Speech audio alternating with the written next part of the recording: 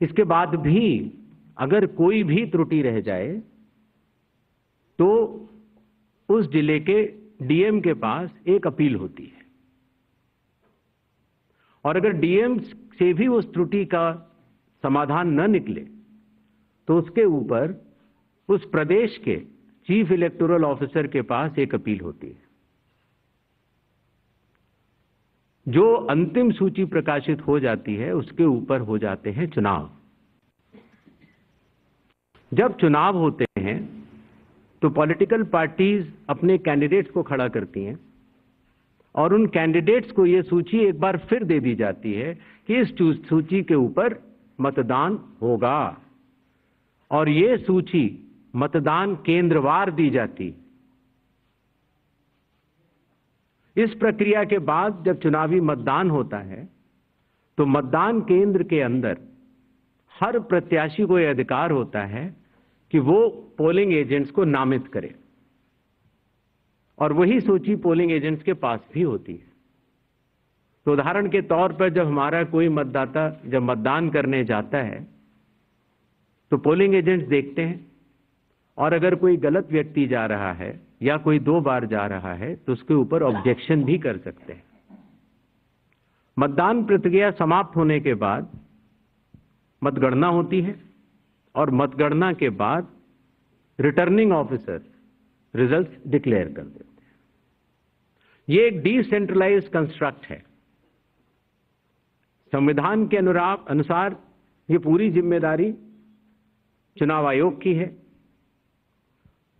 लेकिन लोक प्रतिनिधित्व कानून के तहत चुनाव आयोग तो एक छोटा सा 800 लोगों का एक समूह है। तो लोक प्रतिनिधित्व कानून के तहत चीफ इलेक्टोरल ऑफिसर, हर जिले का डिस्ट्रिक्ट कलेक्टर, जिसको डिस्ट्रिक्ट इलेक्टोरल ऑफिसर भी कहा जाता है, हर असेंबली कॉन्स्टिट्यूएंसी का इलेक्टोरल रजिस्ट्रेशन ऑफिसर जो कि एसडीएम भी होता है, बूथ लेवल ऑफिसर्स, ये सभी के सभी सिर्फ इसी काम के लिए चुनाव आयोग के पास डेपुटेशन पर भी रहते हैं, सिर्फ मतदाता सूची और मतदान कराने के लिए। तो जब रिटर्निंग ऑफिसर रिजल्ट डिक्लेयर कर देता है, उसके बाद भी कानून में प्राविधान है कि आप 45 डेज के अंदर आप उच्च न्यायालय जाकर एक चुनावी याचिका दायर कर सकते हैं और चुनाव को चैलेंज कर सकते हैं। जब यह प्रक्रिया 45 दिन समाप्त हो जाते हैं, उसके बाद इस तरह के निराधार और आरोप लगाना, चाहे वो केरल हो, चाहे वो कर्नाटक हो, चाहे वो बिहार हो, जब 45 दिन चुनाव के बाद पूर्ण हो चुके हैं और किसी भी दल को, किसी भी कैंडिडेट को कोई भी गलती नजर नहीं आई, तो आज इतने दिनों के बाद इस तरह के निराधार आरोप लगाना, उनका उद्देश्य क्या है, ये सारे मतदाता और देश की जनता पूरा समझती है। जहां तक स्पेशल इंटेंसिव रिवीजन की जरूरत क्यों पड़ी,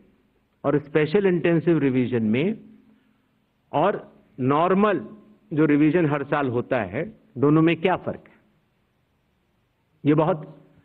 अहम सवाल है। पिछले 20 सालों में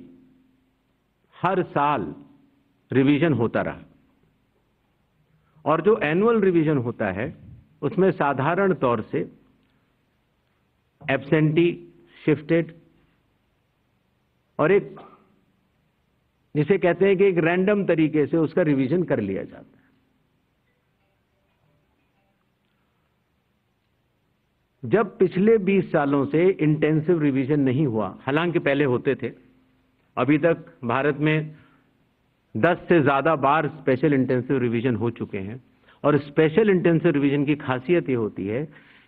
कि मतदाता सूची को, इलेक्टोरल रोल को टोटली मैक्सिमम प्यूरिफाई करने के लिए एक इन्यूमरेशन फॉर्म भरा जाता है, और हर मतदाता उसको जब भर के देता है तो उसका नाम मतदाता सूची में फ्रेश, एकदम नए तरीके से सूची बनाई जाती है। और ये इंटेंसिव रिवीजन इसलिए भी आवश्यक हो गया एक तो सभी राजनीतिक दलों की लगातार शिकायतें आती जाती हैं कि साहब वहां पर वोट बढ़ गए, वहां पर वोट कट गए, इन लोगों का वोट सही बना, इन लोगों का वोट गलत बना। साथ ही साथ समय के साथ कई लोग जो गांव में रहते थे,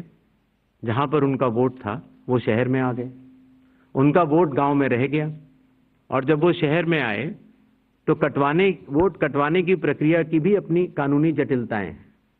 तो उनका वोट गांव में भी रह गया, शहर में भी हो गया। और आजकल आपको पता है, जैसे जैसे भारत का विकास